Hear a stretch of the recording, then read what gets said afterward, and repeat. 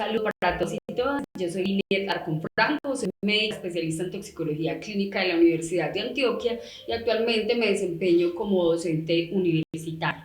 El día de hoy quiero hablarles sobre la atención de urgencias de estos pacientes que llegan con intoxicaciones de nuevas sustancias, o sea, esas sustancias que casi no conocemos y que tenemos que empezar a reconocer ya que están circulando muchísimo en la ciudad y en el país y por eso tenemos que estar bien capacitados, pues porque se comportan un poquito distintos. Para iniciar, quiero mostrarles un poquito cómo se comporta un paciente, los que se han visto digamos, en las redes sociales, en diferentes lugares pues como del mundo, y para que vean un poquito las diferencias de lo que podría pasar en un servicio de urgencias.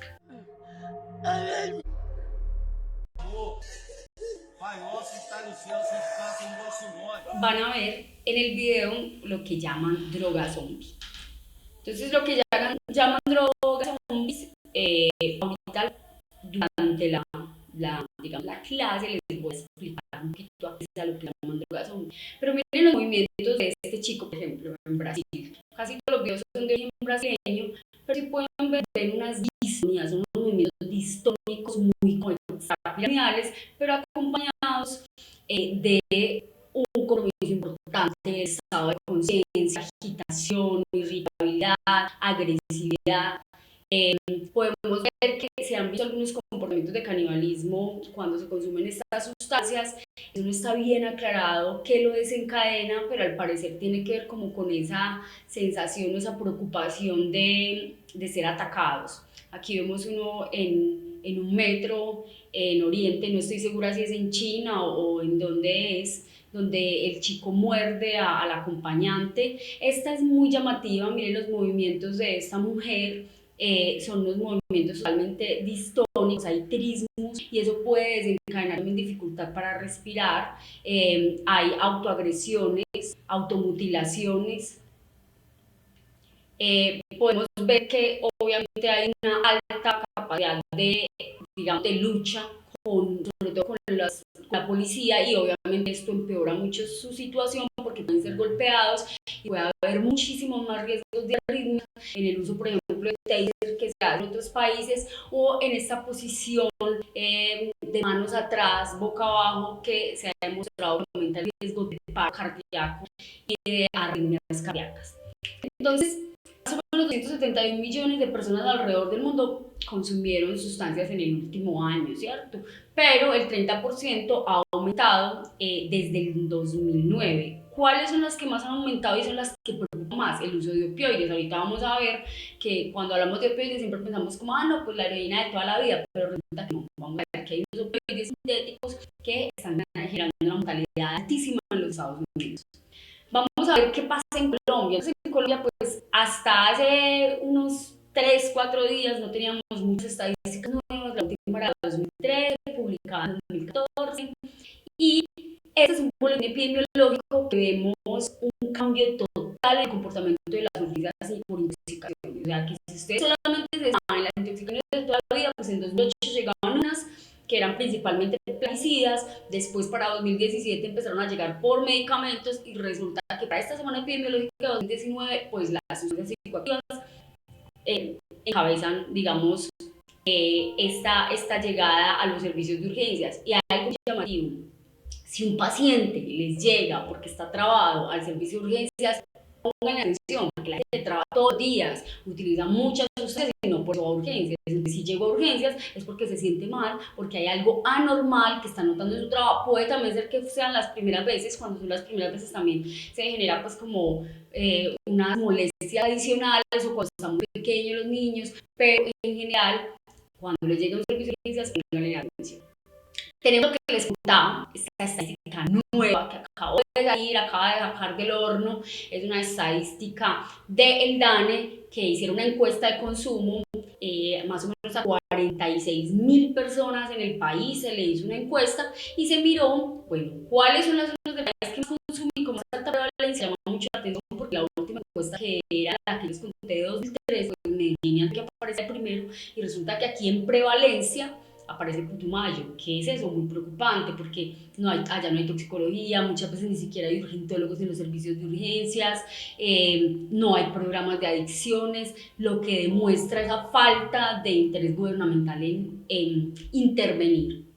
Vamos a ver, obviamente, que Antioquia pues sigue estando dentro de los primeros, lo tenemos de cuarto, y cuando ya miramos la estadística por sustancias se van a dar cuenta que preguntaron muchas cosas, pero no preguntaron de lo que vamos a hablar hoy, o sea, no preguntaron estas nuevas sustancias que tanto la gente las está consumiendo, preguntaron por las clásicas. Las clásicas que tenemos, la marihuana de primera, ¿cierto? Por encima de todas las demás, dentro de las ilegales, obviamente hablando, porque cuando hablamos de legales, pues hablamos que el alcohol es el más consumido. Entonces tenemos a la marihuana más o menos con 8%, después seguiría la cocaína. Cuando hablamos de cocaína hablamos es del perico o el clorhidrato de cocaína que se usa esnifado, y tenemos sustancias inhalables como pegantes, Dicks, Ladies, Popper. Aquí quiero hacer un énfasis en qué puede suceder con estos pacientes. Usted dice, bueno, estos pacientes que se traban con inhalantes, a nosotros, ¿qué es? ¿O qué pasa en urgencias? Pues resulta que en urgencias esto se comporta como una embriaguez, muy parecida a la embriaguez alcohólica. ¿Cuál es la diferencia? Que a las 16 respiraciones, pues se te quita el efecto y generalmente vamos a ver pacientes que ya están más compensados. Les voy a contar una historia sobre un paciente que nos llegó al servicio de urgencias, que en este caso estaba muy enfiestado y decidió tomarse el popper. Como ustedes saben, tomarse el popper es como tomarse un montón de tabletas de nitroglicerina. Entonces este paciente pues obviamente se vasodilató, se puso muy hipotenso y se tornan de un color azulado y produce methemoglobinemia, y lo que hay que hacer es un manejo con azul de metileno, que sería como el antídoto.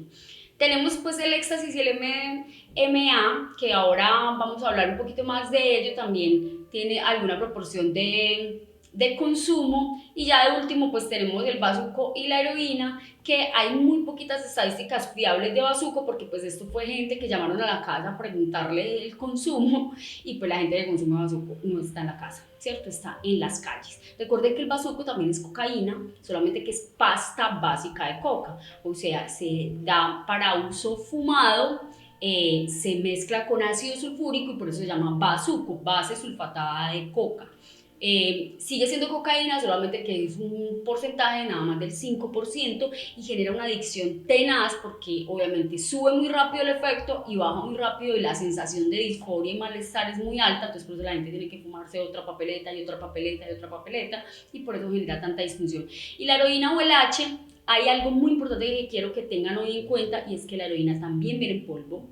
O sea, viene una presentación en polvo, que es la heroína marrón o heroína afgana, y en Medellín se consume, en Antioquia se consume, en Colombia se consume, y hay que estar pendientes que no siempre vamos a encontrar sitios de inyección en el paciente que puede estar. Recientemente, de hecho, llegó un paciente, crisis asmática, de esas asmas que uno llama asma inminentemente letal o esa asma casi mortal.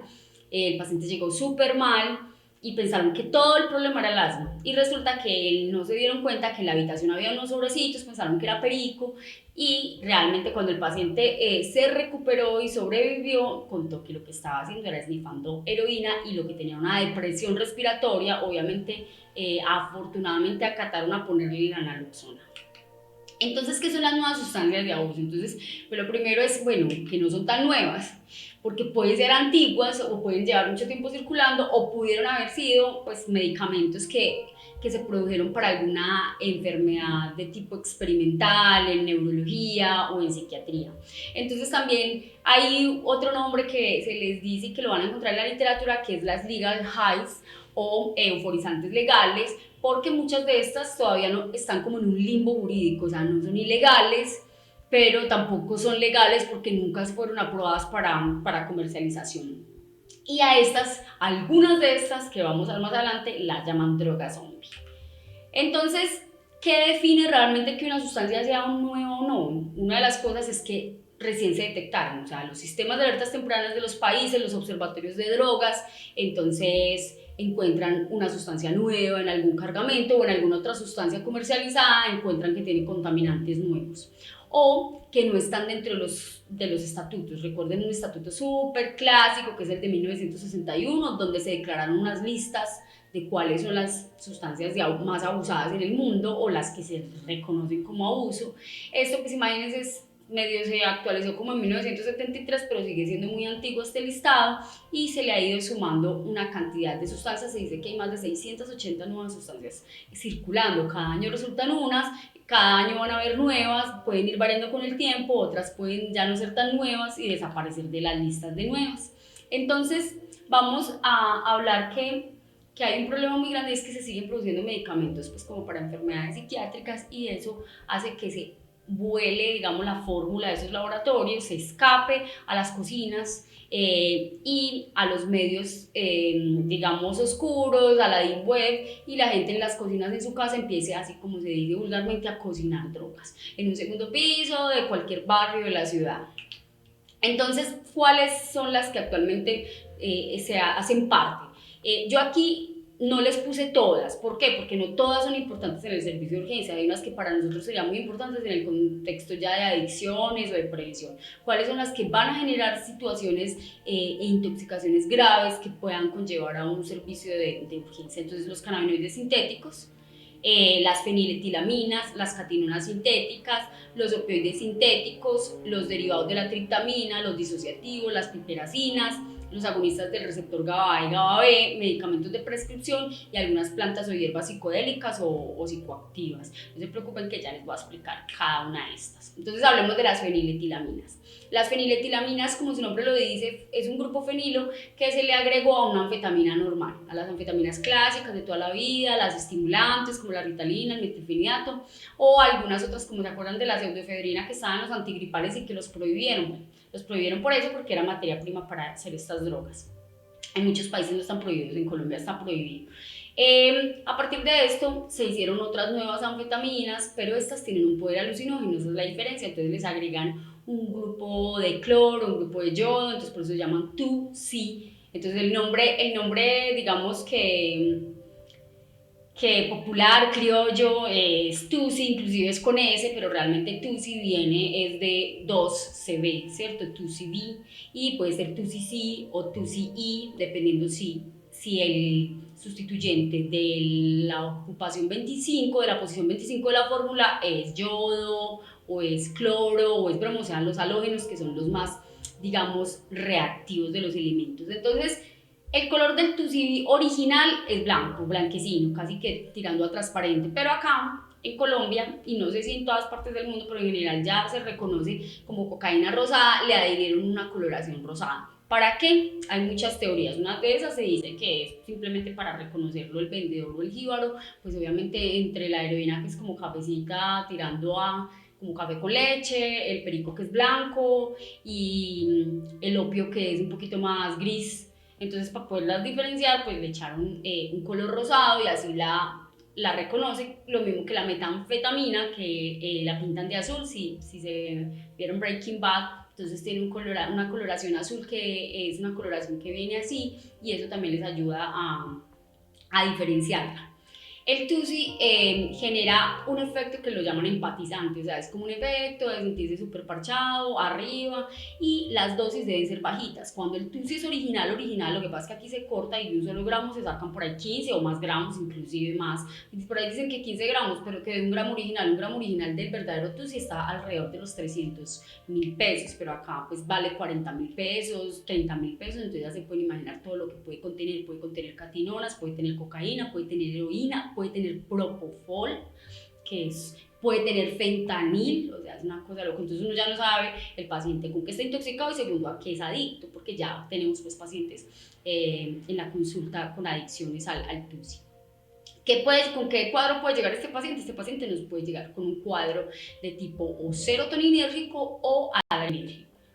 Ahora hablemos de las primitas, ¿cierto? Entonces las feniletilaminas son más de 70, 80, bueno, son un montón, y esa fórmula usted la puede voltear de mil maneras y sacar un montón de sustancias que varían en potencia, que varían en vida media. Entonces tenemos las 25 en bonds, entonces está lo que les decía, 25I, 25C. ¿Cuál es la diferencia entre este y el TUSI? El TUSI es un polvo para esnifar por la nariz, mientras que estas se van a impregnar en papeles, o lo que nosotros llamamos los papeles falsos, que no son los falsos LSDs, porque esto no es LSD. El LSD no genera adicción, el LSD sí genera unos cuadros alucinógenos muy, muy tenaces, pero generalmente no produce convulsiones, no produce taquicardia ni arritmias, no tiene ese efecto adrenérgico tan importante, mientras que como esto es un derivado anfetamínico, pues vamos a tener todos los efectos de una descarga simpática adicionados a unos efectos alucinógenos muy potentes. Dependiendo la dosis, entonces van a ser impregnados en estos papeles que se ponen en las mucosas, debajo de la lengua, en los ojos, y que pues gusta muchísimo ahorita a los pelados porque pues esto no tiene olor, esto es difícil que la policía lo encuentre, bueno, y la fiesta se puede prolongar por mucho tiempo. Aquí vemos uno que se llama, que dice DOP, pero puede ser DOC, puede ser MDOM, digamos que se reconoce como DOX porque esa última letra se puede cambiar, y a diferencia de los otros papeles, esta puede tener unos efectos tan prominentes que pueden durar inclusive hasta 30 horas. Y obviamente son unos efectos mucho más intensos y con unos riesgos mucho más grandes de que los pacientes nos hagan arritmias cardíacas y que nos hagan unas descargas adrenérgicas importantes con hipertermia. También los cuadros podrían variar entre serotoninérgico y adrenérgico.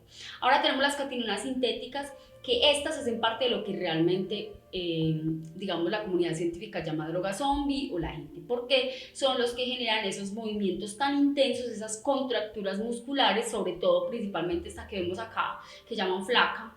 Afortunadamente, son cristales diferentes, vienen derivados de la cata de Ulis, que, como les decía, afortunadamente no circula casi en Colombia. Ahí tenemos las sales de baño, tenemos la metilona, y si ven son como unas rocas, entonces normalmente las aplastan y las esnifan, algunos se las toman.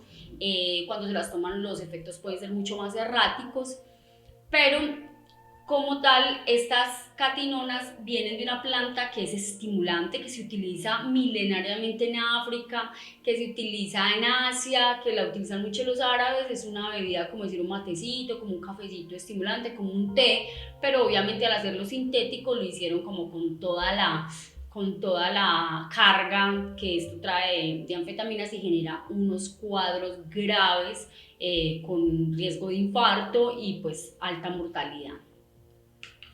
Tenemos los cannabinoides sintéticos, que estos cannabinoides es una familia que viene creciendo bastante, es bastante particular porque no es marihuana. Aquí yo sí puse uno de los que sí es marihuana, que es el wax, pero ahorita los demás no son derivados del cannabis, o sea, de la planta de marihuana, que es cannabis sativa y cannabis indica, que son unas variedades. No está claro si son dos especies distintas o simplemente son unas variedades. Unas son más del oriente, Bangladesh, India, y otra, como la sativa, es más del Himalaya y del sur del continente americano, o sea, de Bolivia y Colombia. Y de estos cannabinoides sintéticos, como su nombre lo dice, ahí ven un nombre, por ejemplo, JWH, es que este señor JWH es el nombre del que lo produjo, y pues ya van la 250, o sea, esa misma molécula la ha modificado un montón de veces, y a partir de eso empezaron a adicionarle otras plantas como la Leonotis, y las echan en unas bolsitas así plateadas muy llamativas, las venden por internet, las venden como aromatizantes, la gente se las fuma y producen infartos, producen convulsiones, o sea, nada que ver con lo que produce el cannabis. Aquí vemos otro, por ejemplo, ese Bang, que fue encontrado en Colombia, y el problema es que desconocemos por completo dónde circula, desconocemos quién lo consume, en qué entorno se consume, no es muy común tampoco en las fiestas. Ya los wax son como una especie de resina parecido al hachís, pues parecido, pues en la parte física como se ve, pero realmente es como una cosa pegotuda, que es una extracción química que se le hace al cannabis, este sí es de la planta, y se hace una extracción química tan intensa que se sacan THC a concentraciones hasta el 60%. Imagínense que un bareto normal de cripa tenga 25% de THC, pero en este caso se modifica tanto la molécula y se hacen unas extracciones con butano, con otros solventes, que se genera como esta masita, como esta grasita. Esto se fuma normalmente, se vapea, realmente se usan más estos aceites para vapear, algunos otros como unas pipas especiales, y los síntomas son súper intensos, que inclusive la gente parece sedada, parece como que se hubiera inyectado heroína o un opioide, y también obviamente genera unos ciclos de psicosis intensa. Entonces acá tenemos como la evolución de esos cannabinoides. Y hay una cosa muy preocupante que aquí vamos a ver el Anfubinaca. El Anfubinaca fue la última que más o menos en 2017 se empezó a reconocer y hay una publicación muy llamativa y por eso a esta fue la que realmente llamaron droga zombie porque llegó un paciente al hospital, en un hospital en Nueva York, en Brooklyn, y este fue como el cuadro clínico. Se encuentra un paciente que digamos que físicamente está bien, una temperatura de 36.7, saturando 95%, al ambiente, sin oxígeno, pero la escala de coma le daba para 13, totalmente perdido, la respuesta verbal era anormal, tenía como los ojos los blanqueaba de tal manera que parecía como un zombie-like y los movimientos de brazos y de piernas, pues como cuando caminaba, era como que se iba para los lados, era muy llamativo. Este paciente se mejoró sin ningún problema y lo que descubrieron ahí era que el paciente había consumido Anfubinaca. Es una publicación muy bonita de New England que los invito a leerla. Este paciente generalmente no pasa nada a no ser de que el paciente se torne muy agresivo, hagan rhabdomiolisis, hagan hipertermia y terminen, digamos, en un paro cardíaco, arritmias, que es lo que se ha reportado en la mortalidad por cannabinoides sintéticos. Ahora hablemos de la preocupación más grande que hay en Estados Unidos, los opioides sintéticos. Entonces, bueno, cuando hablamos de opiáceos, hablamos de todos los derivados directos de la morfina o del jugo de poppy o del opio. Entonces ahí tenemos pues como la codeína y la morfina y la papaverina, bueno, que las hemos conocido siempre, pero resulta que no, un opioide simplemente es una sustancia que tiene un agonismo o un efecto sobre los receptores opioides y para eso pues se pueden hacer muchas moléculas, entonces se dedicaron a producirlas, ya unas las conocíamos nosotros y las hemos usado, la metadona, el fentanil, todos los derivados y familias del fentanil, resulta que hay al menos 28 derivados del fentanil y resulta que más o menos en 2015 cuando en Estados Unidos dijeron no, pucha, la gente está volviéndose adicta a los opioides de prescripción que les estamos mandando, no vamos a quitárselos, vamos a quitarle, vamos a cerrar eso, pero resulta que la gente ya era adicta, la gente ya era adicta al Percocet, la gente ya era adicta, o sea, a la hidrocodona, la gente ya era adicta a la codeína, entonces dijeron no podemos conseguirlo, entonces empezaron a producirse en el mercado negro y eso fue peor. Entonces aquí podemos ver cómo estos opioides, codeínas, derivados del fentanil, carfentanil, las producen y tienen un montón de nombres: Apache, China White, China Girl, Chinatown, Dance Fever, Tango and Cass, Synthetic Heroin. ¿Cuál es el problema con estas drogas? Que generan obviamente depresiones respiratorias graves porque son agonistas opioides y pues se dice que al menos, justo ayer leí algo sobre lo desestimado que está la mortalidad por opioides, que es una epidemia casi que paralela al COVID y que ha empeorado inclusive en esta etapa de COVID y se dice que más o menos 82.000 muertos en el 2018 en Estados Unidos porque se generan muchos paros cardíacos. Entonces cuando van y miran toda esta mortalidad en casas, esta mortalidad súbita en gente joven en Estados Unidos, casi todos tienen opioides a altas dosis en su sangre. Muy bien, derivados de la triptamina. Ahorita volvemos a hablar un poquito de los opioides porque hay más tela que cortar sobre eso.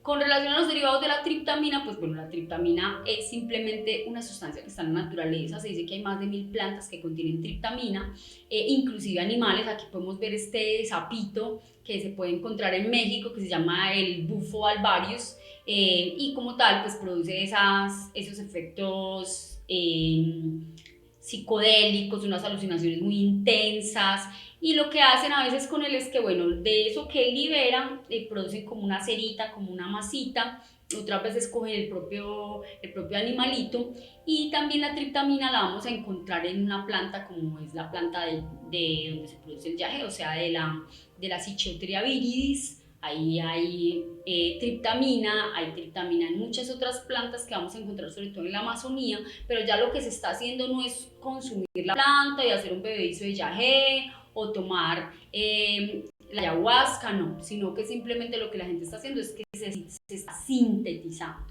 Y al sintetizarla, pues se vende en estas presentaciones, que puede ir desde una tableta de este color o inclusive ya de una forma blanca. Y recientemente cerca de Llano Grande hubo una intoxicación masiva de extranjeros por esta dimetiltriptamina, por esta triptaminas que generan unas alucinaciones potentes que pueden durar 4 o 5 días dependiendo de los pacientes y en algunos pueden quedar con psicosis persistente. El que tenía, digamos, el gatillo PAC ya puede generarse una psicosis y luego empezar su camino hacia la esquizofrenia. Tenemos los disociativos, estos disociativos sí que se están usando, es una lástima porque pues digamos este medicamento lo necesitamos mucho, nos sirve mucho actualmente, nos sirve como anestésico, nos sirve como analgésico, actualmente la esketamina es un antidepresivo, pero bueno, tenemos la ketamina es de uso veterinario, la que más comúnmente se está vendiendo por las calles y lo que hacen es que cogen esa ampolla que ven ustedes ahí como de uso veterinario y la convierten en polvo y se la esnifan. La gente se vuelve adicta, apenas estamos entendiendo cómo es esa adicción a la ketamina, los efectos son como entre un efecto de cocaína más un efecto alucinógeno, disociativo, es esa sensación de, como se dice vulgarmente, de importaculismo, por eso ha gustado tanto y con esta ketamina es con la que están contaminando y están, digamos, adulterando el TUSIBI. La mayoría del TUSIBI que encontramos acá en Colombia es principalmente pues ketamina. Entonces vemos todas estas formas, en la calle le dicen Special Key, vitamina K, pero realmente estamos hablando de ketamina, a veces también la impregnan de color rosado. También inclusive hay gente que se la inyecta, yo ya por lo menos tengo al menos unos 4 o 5 pacientes que son adictos a la ketamina, no son adictos a ninguna otra sustancia y es un nuevo problema que tenemos que empezar a darnos cuenta. Pues llega el paciente muy agitado, el paciente puede llegar totalmente como disociado, no tiene obviamente sensación al dolor. Miremos las piperacines, estas son raras, casi no circulan en Colombia afortunadamente, pero en cualquier momento pueden llegar a gente que quiere variar, conocer cosas nuevas, entonces tenemos las A2, las BIS, los BOLTS, los Shark, Euforia, son pepas, puras pepas de fiesta, un día no se acaba el éxtasis porque es más difícil, es más costoso y simplemente les venden piperacinas y lo mismo vamos a tener, hay por ejemplo que se llama Maserati, que es muy llamativa y lo que vamos a tener son unos efectos, lo mismo, efectos adrenérgicos, efectos serotoninérgicos y en algunos casos inclusive anticolinérgicos. Ahora hablemos de agonistas GABA y GABA, los que siempre hemos conocido, ¿cierto? Nosotros siempre hemos sabido que la gente mete lo que llaman roche, lo que llaman pepa, lo que llaman gotas, entonces meten clonazepam, ribotril, cocuan, en esa forma de gotas, o también pues los venden en tabletas. Justo ahora, en medio de pandemia, tuve un paciente que me decía que él era pues como un repartidor de clonazepam por toda la ciudad y que le estaba yendo muy bien en esta época de pandemia, que de hecho tenía una tuberculosis bacilífera positiva, ya le pegó a todo el mundo de Google al que le repartió el clonazepam.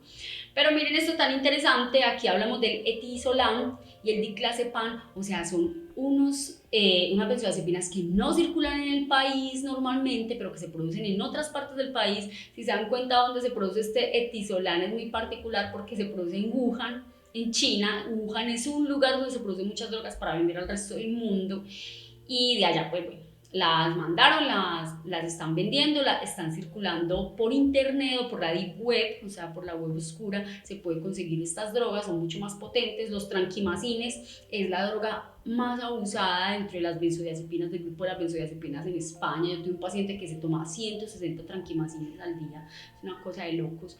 Y acá la más abusada es clonazepam, por eso nosotros, sobre todo los toxicólogos, somos muy insistentes en no mandarle a los pacientes en ningún tratamiento para la casa clonazepam en gotas porque los pacientes se vuelven adictos. De hecho usamos mejor lorazepam, tiene menos poder, digamos, de generar adicción y eviten en lo posible mandar a sus pacientes con lorazepam a que lo suspendan en casa, suspéndalo siempre hospitalariamente y ojalá nunca más de una semana.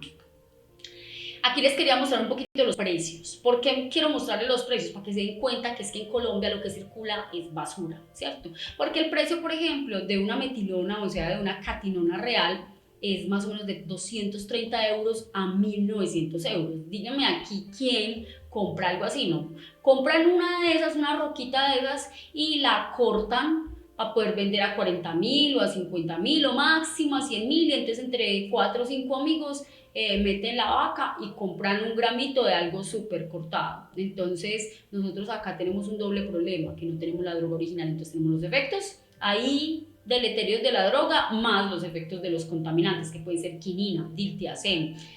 Ustedes ya saben, han escuchado el levamisol, que es este purgante de animales con el que se contamina el perico de Medellín. Más del 30% del perico de Medellín está contaminado con levamisol, que produce esta necrosis nasal, necrosis de los cartílagos, necrosis del prepucio, necrosis del glande, necrosis de la piel, y que solamente mejora cuando se suspende el consumo y se da tratamiento con esteroides. Genera una vasculitis por levamisol. Vamos a ver un video. Oye, yo conozco un buen trago, es sensacional, yo lo inventé. Decidí hacer una mezcla con los restos de todas las botellas que había, y sin darme cuenta usé también el jarabe para la tos de mis hijos.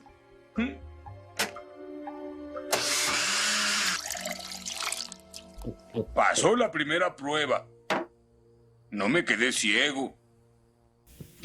Aquí está nuestro gran amigo enseñándonos cómo preparar esta sustancia, que es una de las más abusadas actualmente en los Estados Unidos. No conozco la explicación científica, pero el fuego le dio un toque mágico. Aquí tenemos el Lian, ¿cierto? El Purple Drunk. Van a escuchar mucho de esta sustancia. Esta sustancia es una combinación, una mezcla que más o menos empezó en un estilo de uso más por allá en el 98, pero que realmente ha tomado mucha fuerza en los últimos 5 o 6 años, y que es como en cierto grupillo o nicho de gente que es, digamos, la gente que escucha trap y la gente que escucha no tanto rap, más de trap y de hip hop alrededor del mundo, mucho en Estados Unidos, y que le ha costado la vida al menos unos 5 o 6 cantantes de hip hop o de trap en los Estados Unidos en los últimos años, y que aquí desde el 2017 más o menos estuve trabajando con niños en los colegios. Es lo que están consumiendo los pelados en las fiestas, o sea, niños de 12 años, de 13 años, ya no fuman marihuana porque eso da mucho olor, porque llega a la tumba, porque todas las cosas. Entonces lo que ellos utilizan es algo que la mamá no se lo va a pillar, que los profesores no se van a dar cuenta, y que es una combinación entre jarabe para la tos, en este caso, pero cuando hablan de jarabe para la tos no estamos hablando de jarabe de tutumo, estamos hablando de dihidrocodeína, estamos hablando de codeína, estamos hablando de dextrometorfán en las ciudades y los países donde lo venden. Y como ustedes saben, la codeína se convierte en morfina. La codeína se convierte en morfina dentro del cuerpo, y lo que hacen es mezclarla. La receta original es con spray, o con 7-Up, y con estos Jolly Rancher, que son pues como estos dulcecitos, estas gomitas americanas. Acá en Colombia a lo criollo pues se hace con soda, con Bretaña, también se hace con spray, se hace con gomitas, Trululus, con Halls, con lo que haya, y toma esta coloración, una coloración como púrpura, una coloración muy llamativa, y uno de sus nombres pues como en la literatura es Lian. ¿Qué hay de peor? Pues como que hay algo peor que eso, es que adicionalmente le están echando alprazolam. Recuerden que el Percocet está en muchas canciones de reggaetón, en muchas canciones de trap, donde ellos repiten constantemente que son adictos al Percocet. Aquí tenemos algunos personajes adictos. Este ya se fue, ¿cierto? Se murió después en un aeropuerto. Este personaje también se fue, que era el novio de Ariana Grande, que ya se me olvidó cómo es que se llama. Tenemos a este muchacho que también se fue, y tenemos, ustedes vieron el lanzamiento de Kanye West a la presidencia, es un adicto también a los opioides de este tipo, codeínas, Percocet, Vicodin, que es hidrocodona. Entonces todo este movimiento, que es lo que escuchan los pelados ahora acá en la ciudad y en Colombia, pues los estimula a que sigan consumiendo este tipo de sustancias que generan mucha depresión, porque obviamente es una adicción a opioides, o sea, los pacientes terminan siendo adictos a los opioides. ¿Y qué vamos a ver en los servicios de urgencia? Estos pacientes llegan en paro respiratorio, son pacientes que llegan en paro respiratorio porque hacen una depresión respiratoria por el alto consumo. Se absorbe muy bien, para eso es la spray, para que se aumente la absorción. Finalmente tenemos unas plantas o hierbas psicoactivas, que son la salvia divinorum, el nutmeg, el kratom y el cat. Ya habíamos hablado del cat, que esta hierbita que se consume sobre todo en África. Pues realmente lo que podemos tener con esto, a no ser de que la gente pues consuma mucho, es un poquito de un cuadro adrenérgico, pero en general es bien tolerada. El kratom, el nutmeg y la salvia divinorum son alucinógenas. Entonces la Salvia divinorum es como la familia de las mentas, igualita a la albahaca y eso, pero es más de origen mexicano, se consigue más por internet, aunque aquí se cultiva y crece. Lo que hacen es que la fuman o que digamos que la inhalan en una pipa, como una pipita de agua, así como al vapor. Genera unas alucinaciones intensas, tiene un agonismo kappa-opioide muy particular, pero por ese lado es que genera las alucinaciones, entonces los pacientes les van a llegar con cuadros psicóticos. El nutmeg no es nada más que la nuez moscada, que también se la fuman y también genera algunas alucinaciones, puede generar convulsiones. El kratom también es alucinógeno y el cat pues simplemente es estimulante. Es raro que les vaya a llegar un paciente así, pero para que lo conozcan. Bueno, entonces ahorita vamos a hablar de las nuevas sustancias que han encontrado en Medellín. Algunos encuentran una bolsita y listo, vamos a mirar qué es lo que hay. Entonces resulta que le venden un éxtasis, pero tiene anfetamina, cafeína, un montón de cosas. Les ven un cristal y tiene metanfetamina, pero también tiene anfetamina adicionada. Esta, por ejemplo, este cristal, digamos que está más puro. Este wax, que ahorita les hablé del wax, que es como esta resinita de esta marihuana como más concentrada, miren todo lo que tenía THC, pero tenía otros polímeros adicionales. Tenemos ese 2CB, ese 2CB que venden acá, miren, tiene opio, cafeína, lactosa, dextrosa, prednisolona, son esteroide, canamicina, que es de hecho es súper nefrotóxico, no es para uso oral, es un fungicida, desbiotina, el coco o cocaína, entonces tiene cocaína, benzoato de etilo, meperidina, o sea, imagínense en esta mezcla es cocaína con meperina, o sea, con opioide, entonces para que más o menos se vayan dando cuenta que se van a enfrentar. Entonces ustedes dicen, pues pucha, pero con todas las sustancias yo qué camino cojo, ¿cómo voy a manejar a mis pacientes? Entonces, ¿qué hay de interesante con todo eso? A pesar de que son 680, casi todas van a estar entre este tipo de cuadros clínicos que les llevan a urgencias. Alteración del estado de conciencia, la mayoría, y lo más común, o sea, el paciente que está raro, que está suspicaz, psicótico, referencial, agresivo, irritable o somnoliento o dormido, ¿cierto? Como que van todas esas vías, pero que casi siempre no tienen alteraciones ni de la presión, ni tienen arritmias, o sea que eso no pone en peligro la vida, los ponemos en un lugar tranquilo, relajado, un buen clima, no peleamos con ellos, los tranquilizamos, liquiditos, hablamos con la familia y ya, no hay que hacer nada más. Ya los otros entonces van a variar la mayoría entre serotoninérgico, muy común, va a ser uno de los más comunes que les va a llegar, recordemos el toxídromo de serotoninérgico que les contó el doctor Gabriel, que es clonus, hipertermia, midriasis, taquicardia, un poquito de hipertensión y el paciente que puede inclusive estar tan grave y tan agitado que puede estar alucinando y convulsionando, que sería como el espectro más grave del serotoninérgico. El adrenérgico, que sería entonces el paciente agitado, irritable, también midriático, muy caliente, hipertenso, pero la diferencia entre serotoninérgico y adrenérgico, recuerden, los ruidos peristálticos, en el adrenérgico el peristaltismo está normal.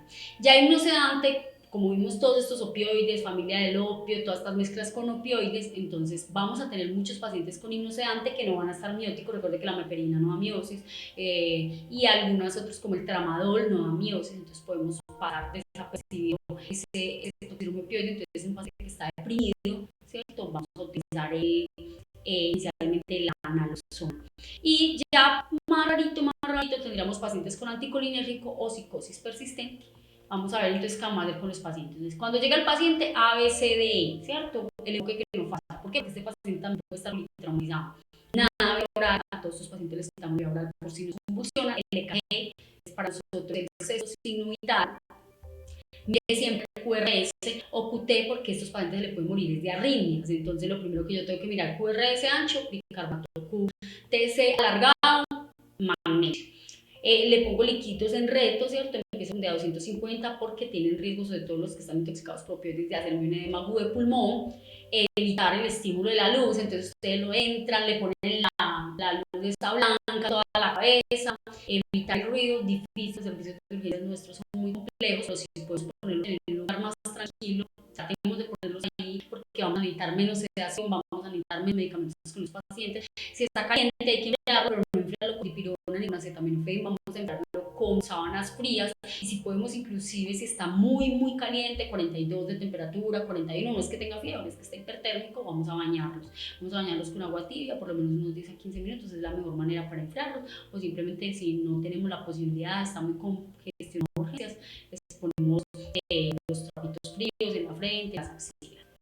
Bueno, recuerde siempre enfocar toxidromes. ¿Listo? No se van a poner a enredarse con las cositas que encuentran el paciente. ¿Por qué? Porque tienen bolsitas así, bolsitas A, que dijeron que se llamaba de tal manera, que dijeron que se llamaba de tal manera, y estamos perdiendo tiempo de vida del paciente. Entonces, que he llamado a un amigo, que vamos a hacer, que cómo iniciamos el tratamiento de este paciente. No. El cuerpo habla. ¿Qué me habla del cuerpo? Pupilas, peristaltismo, presión, frecuencia cardíaca, reflejos, estado de conciencia, cómo está la piel húmeda, seca, caliente, frío. Listo, con eso ustedes enfocan un toxidrome y se van por ese lado, ¿cierto? Y así los pacientes no se nos mueren, después descubrimos y nos averiguamos el chisme, qué fue lo que se metió, qué droga nueva, tal. Con relación al hipnosedante es muy importante, siempre si vemos el paciente muy dormido, intentemos darle la naloxona, utilizamos la naloxona, recuerden que en la ampolla viene 0.04 miligramos, la llevamos a 10 cc, y inclusive la naloxona la podemos poner por el tubo si tenemos paciente intubado, si no tenemos buen acceso venoso, se puede poner por cualquier vía, si usted no tiene buen acceso venoso intramuscular, eso se ha demostrado que puede usar de cualquiera de esas maneras, usamos un centimétrico, 2 centímetricos, 3 centímetricos, si el paciente no respondió, por ahí no es. Entonces tenemos que ir por otro lado y intubar al paciente o mantenerlo con soporte ventilatorio para que pueda respirar. En cuanto al uso de las benzodiazepinas, idealmente la sola vía media corta, intramuscular idealmente, casi no lo usamos intravenoso, a no ser de que el paciente esté convulsionando, porque el midazolam es cardiotóxico y muchas veces a estos pacientes les ponemos midazolam y pum, para, ¿cierto? No solo paro respiratorio, sino paro cardíaco. Tenemos diazepam, el diazepam no se puede intramuscular, si no tiene midazolam, usan diazepam, pero este sí se tiene que usar por vía intravenosa, más o menos 5 miligramos, 10 miligramos. Si no tienen, entonces dicen, no, estoy en el pueblo, no tengo nada, entonces clonazepam en gotas, figuró, ¿cierto? Por el tubo o por la sonda. No tenemos, entonces lorazepam, listo, también en su defecto les ponemos por ahí. Inclusive hay usos reportados rectales en casos muy graves. Si convulsiona, pues como siempre les decía, deben ser intravenosas. En los casos de que sea convulsiones por éxtasis, o sea, paciente que viene de una farra 3 días tomando éxtasis o tomando Molly, que el Molly es un éxtasis mucho más potente, entonces, y no me mejora con benzodiazepina, sigue convulsionando, le vamos a poner solución salina hipertónica. Generalmente ellos están hiponatrémicos porque ellos están haciendo pues como una hiponatremia. Vamos a hidratarlos a todos muy bien. No haloperidol, por favor, inicialmente no metoclopramida, no ranitidina porque alargan el QT, y se ha visto que la risperidona, el haloperidol, en general en estos pacientes que están psicóticos pero por sustancias al principio empeoran la psicosis, empeoran las alucinaciones visuales, aparecen inclusive las que no tenían. Entonces esperamos que el paciente esté bien para que no nos vaya a hacer un extrapiramidalismo, que esté hidratado, porque el riesgo de neuroléptico maligno en estos pacientes es súper alto cuando les ponemos estos antipsicóticos de entrada. Entonces en las primeras 24 horas generalmente nosotros no lo recomendamos, por ahí a las 24 horas sigue alucinando, sigue loquillo, entonces le ponemos el haloperidol. No hay afán para tomar paraclínicos. Me tocó un niño que se hizo una especie de guía por banco casero, pero no utilizó la codeína o el relato, sino que utilizó cacao sabanero y con spray. Entonces llegó súper psicótico y dando pata y puño, urgencias y todos que a sacarle sangre. Díganme qué vamos a encontrar en esa sangre. ¿Escopolamina se mide en sangre? No. Casi todos los tóxicos, ¿en qué se miden? En orina. ¿Necesitamos la orina ya? No. ¿Necesitamos urgente saber qué fue lo que lo intoxicó? No. Necesitamos es tratar al paciente urgente antes de que el paciente entre en arritmia, haga convulsión o haga paro. Entonces no hay urgencia. ¿Qué sí les tenemos que hacer mismo que llegue? Glicemia, porque no sabemos hace cuánto lo comen, ¿cierto? Si estaban enfiestados o llevaban 3 días perdidos, desaparecidos o locos, pueden no haber comido, entonces estar hipoglicémicos, estar deshidratados, estar hiponatrémicos, entonces luego nos vamos con los iones. Cuando ya el paciente lo cedemos o esté más tranquilo, vamos a hacer TAC de cránico que hay que descartar que no esté golpeado, que no tenga un sangrado, que no tenga un tumor y que eso sea también lo de la psicosis, un hemograma, un ionograma. La CK total es súper importante para ver la rhabdomyolysis y la posible falla renal que vayan a hacernos, la función renal y la función hepática, porque muchas de estas sustancias, como generan una descarga adrenérgica tan importante, pueden ser hepatotóxicas, pueden hacer falla hepática fulminante. Y luego hacemos una evaluación secundaria, o sea, cuando ya hicimos todo esto y el paciente por el momento no se nos va a morir, entonces miramos los bolsillos, miramos las fosas nasales, ahí podemos ver el color rosado del tusi, podemos mirar los dedos, si están impregnados de algún color especial, los olores, cómo nos huele el paciente, si huele a DIC, si huele a algún solvente, retirar todas las prendas, hacer esa revisión secundaria, que no vaya a tener trauma, que no vaya a estar abusada, sobre todo si es una mujer. Siempre buscar signos de abuso, no se relaje con los pacientes, no quiere decir porque se intoxicado el trabajo de la sala lo va a dejar tirado, porque los pacientes se mueren, hacen el delirium excitado fatal, se te chocan y cuando vas, el paciente está muerto, era un pelado de 23 años, de 25 años, entonces no se pueden relajar. El discurso siempre muy empático, así les mucho mal genio, mucha rabia, el paciente adicto, el paciente que llegó a trabajo, por favor, tranquilidad, no es nada personal, no es nada personal, ni lo que les digan, ni cuando están agresivos, sino tratar de mantener un discurso tranquilo, no discuta con los pacientes en lo posible, hable con la familia, explíquele lo que está sucediendo, para que se evite problemas de demandas y siempre evita toxicología, no sea ahí hospitalariamente, porque si usted ya maneja eso, pero sí siempre ambulatoriamente, porque no sabemos si hay una adicción de por medio, estamos iniciando un consumo problemático de sustancias. Espero que les haya servido mucho pues como esta explicación. Cualquier cosa que necesiten me pueden contactar. Por acá tengo mis datos y dudas, preguntas, quejas y entrenarte. Espero que quede muy, muy profundo y claro este tema de las nuevas sustancias.